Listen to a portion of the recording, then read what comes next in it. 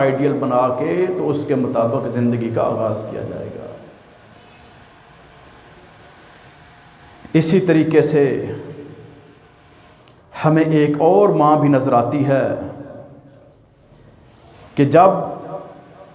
غزوہ احزاب ہوا، غزوہ احزاب صحابہ کرام اور پیارے پیغمبر علیہ الصلاۃ والسلام مدینہ طیبہ سے روانہ ہو چکے ہیں، لیکن ایک نوجوان ابھی مدینے میں نظر آ رہا ہے۔ اس کی والدہ نے دیکھا کہ میرا یہ جوان بیٹا یہ ابھی تک یہاں پہ ہے۔ اس کو آواز دی اور کہا سعد دوڑ کے میدان مقتل میں پہنچو،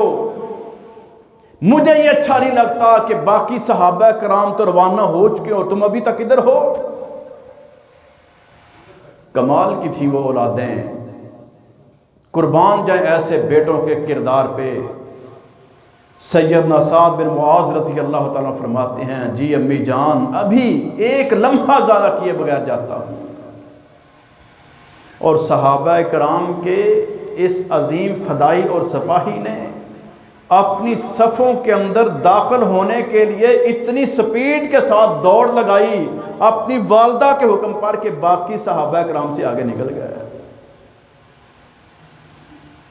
مارکہ ہوا، مارکے کے اندر یہ شدید زخمی ہوئے۔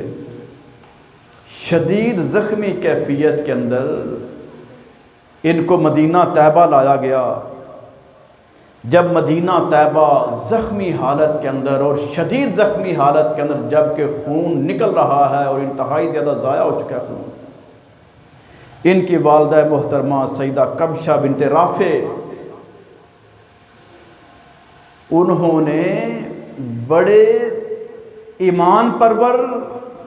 اور جھنجھوڑنے والے، غیرت کو بیدار کرنے والے،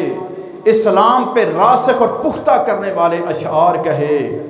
حتیٰ کہ جب ان کی شہادت ہو گئی سعد بن معاذ رضی اللہ تعالیٰ عنہ کی، تو والدہ محترمہ نے شہادت پر بھی سعد اور دیگر صحابہ اکرام کی جرأت، بہادری، شجاعت، ہجرت، قربانی، ایثار اور ہر ایک پہلو کے اوپر شاندار قسم کے شعر کہے۔ پیارے پیغمبر علیہ الصلاۃ والسلام کو بتایا گیا کہ سعد بن معاذ کی والدہ نے یہ شعر کہے ہیں۔ نبی مکرم علیہ الصلاۃ والسلام نے خوشی کا اظہار فرمایا، کہا اکثر عورتیں وہ ہوتی ہیں کہ جب ایسی کیفیت ہوتی ہے، غم کی کوئی خبر ملتی ہے، کوئی ان کی فوتگی ہوتی ہے، کوئی شہادت ہوتی ہے، کوئی ایسا واقعہ ہوتا ہے، اولاد ان سے بچھڑتی ہے، تو وہ غم کے اندر آ کے بعض اوقات ناشکری کر بیٹھتی ہیں، کفر کر بیٹھتی ہیں۔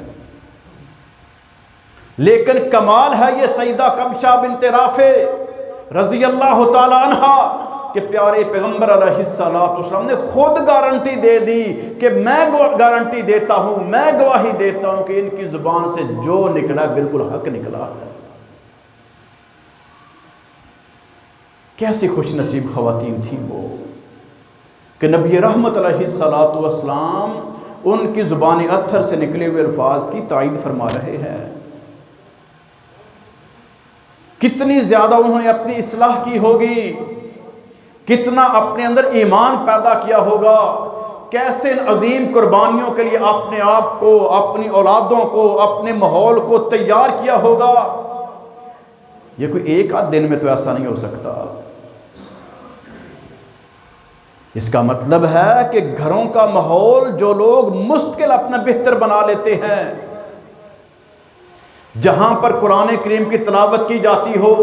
قرآن کریم کا ترجمہ سمجھا جاتا ہو، اس پر عمل کیا جاتا ہو، نمازوں کی پابندی کی جاتی ہو، ذکر و اذکار کا اہتمام کیا جاتا ہو، صدقہ و خیرات کیا جاتا ہو، مہمانوں کی خدمت کی جاتی ہو، ہمسایوں کے حقوق کو پورا کیا جاتا ہو، غرض کے ایک ایک حکم ربانی پر عمل کرنے والے، ایک ایک سنت نبوی پر عمل کرنے والے جو گھرانے ہوا کرتے ہیں، پھر اللہ رب العالمین ان کا انتخاب فرما کے قیامت تک کے لیے ان کو دنیا کے سامنے پیش کر دیتا ہے کہ یہ ہے تمہارے آئیڈیل اور یہ ہے تمہارے رہبر۔